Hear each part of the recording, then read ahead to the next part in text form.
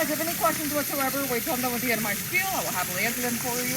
I will not be able to answer any questions while I'm feeding. So if any people come up and ask me questions while I'm feeding, kindly tell them that I have to keep track of how many fish each penguin eats, and that's a lot for me to do that and answer questions. So, these guys are African penguins. They're commonly found in southern and southwestern Africa. Southern Africa sees high temperatures, about the high 70s 2 weeks out of the year in January. Southwestern, high 80s, low 90s 2 weeks out of the year in January. So these guys are a warm-temperate penguin species. There are 14 species of warm-temperate penguin. There are 4 species of cold-temperate. Easy way to tell is if you look at the adults, they have a little bald spot above their eye. Purpose that serves is when they get too warm, they're going to push blood to the surface of the skin right there. It's going to turn pink or red, and it's going to help rapidly cool down their skin and cool down their body temperature. They'll also take a dip in the pool, or a lot of bird species, including penguins, will open mouth breathe or open mouth respiration also rapidly cools down their body temperature. This is what their native habitat would look like, a rocky boulder pebble beach. They're pretty well suited for it. If you look at their web feet, they have web little dew claws. That just helps them climb and scale rocks. Nothing more than 3 feet high, of course, and it has to be at least a 65-degree angle. They're not rock climbers, but it does help them shimmy up a little bit easier. These guys don't have fingerprints like you or I, so they have individual spot patterns on their necks and chest, how they easily identify each other. However, it's not so easy for us to do, so that's what the colorful bracelets are for, so we can tell and identify each penguin by what color it's wearing on which side of its body. So that's a commonly asked question. What do the bracelets do? That's how we identify each penguin. For example, that's Pete, that's Olaf, that's Summer, that's Jean Grey, that's Percy, that's Duck, that's Melon. This is Kramer, that's Submersive, that's Jinx. You get the idea. They all have different names attached to their different bracelets and which side they're on. And that's how we identify them, and that's how we keep track of how many fish they eat, AM and PM. We feed them herring in the morning. It's a lot more nutritious, so it's better for them to have first thing and to fill up on that versus the capelin, which we feed them in the evening, which is also nutritious but not as nutritious as herring, and it's more of a calorie, a cold over for the night of. So that way, if they have any chicks inside and they're crates, they will be able to fill them up with either or, but the herring would be the first option, of course. In the morning, they do get vitamins too and salt taps, just to make sure that these guys are the healthiest that they can be. These guys do have a pretty cool benefit. It's a type of camouflage, clearly not beneficial on land. They stick out like a sore thumb. But in the water, it's called counter shading. And if a predator is swimming above them, their backs will blend in with the dark depths of the ocean. And if a predator is swimming below them, their bellies would help blend in with the light refraction at the break of the ocean. So that, being able to swim about 12 to 14 miles per hour, making about a 3 to 4 U-turn, they are pretty agile. But they're not always more agile than Cape fur seals, false killer whales, and killer whales. Those are their main predators they have to worry about in the water. And they also have to worry about pollution. So if an oil spill or something were to happen, or a trash spill or something on a barge were to happen nearby, and they would have to go around that or swim further to pass more predators along the way to go get food and come back, it would decrease their risk or chances of coming back safely.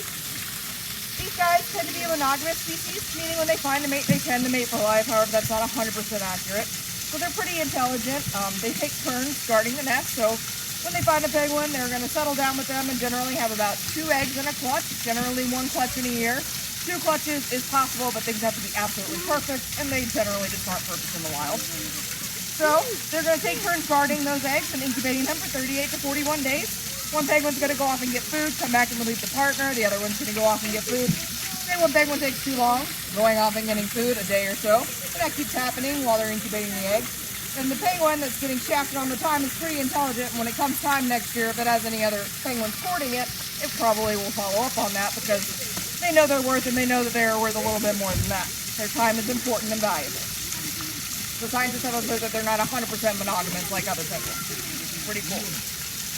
On land, they have so much more to worry about, so they tend to nest in a very heavily populated area, meaning they have to worry about public transportation, so they have to worry about getting hit by cars, and then people all over the world, where it comes to the Americas or any other country, they don't like to keep their pets inside. That's dogs and cats. Cats are an invasive species wherever you go. They have a lot of bacteria in their mouths. If anything gets bit by a cat, even you guys, you're going to get an infection. And a bird is not going to be able to live that infection. Neither is a penguin. They don't have veterinary care. But we can go to a patient's first and get them antibiotics. So cats have actually contributed to the extinction of over 63 species worldwide of this song group alone, not including other mammals and stuff, especially in Australia. The rodent population, the native rodent population is really hurting there.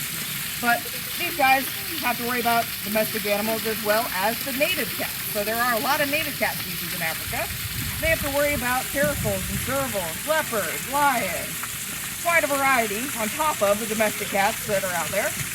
And then they also have to worry about ibis, mongoose, rock hyraxes, and seagulls, and other things predating on the eggs on their nest.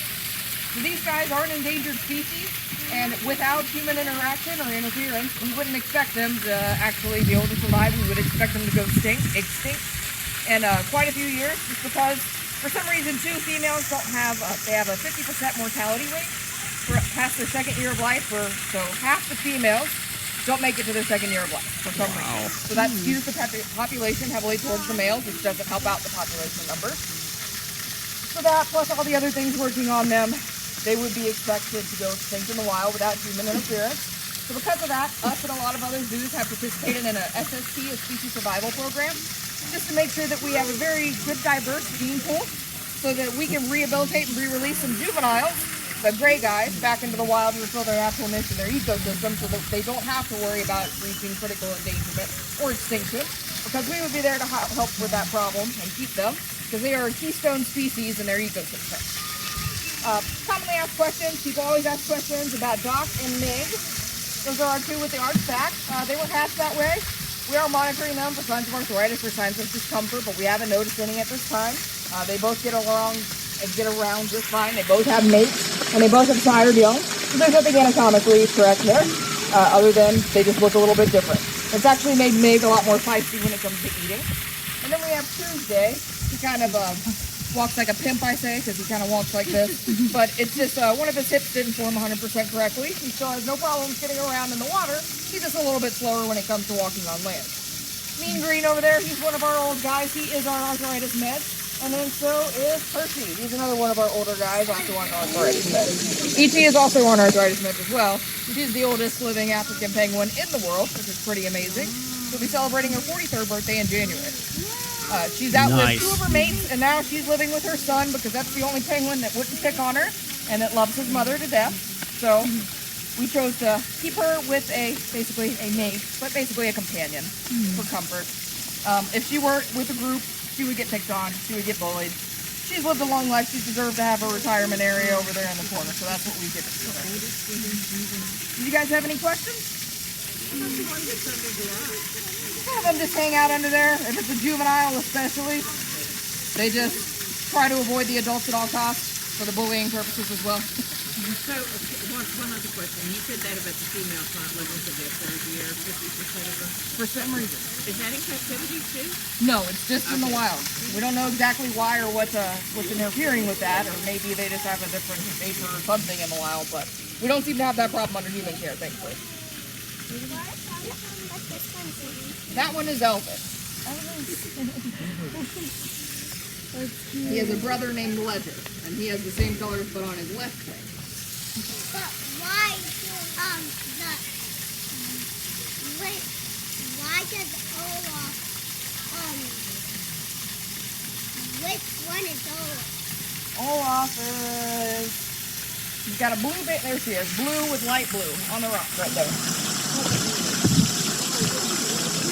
You guys have any other questions before I start feeding? All right, let the feeding commence. Yeah. Look at the, I love that they follow her. Oh my god. That's amazing. Elvis, go in. Elvis, you know how to eat. Did you hear she said she can't? She trusted me. She said it. She said it's half telling what you're saying from it. Then you can't. It's the same. It's the same penguin. All the time.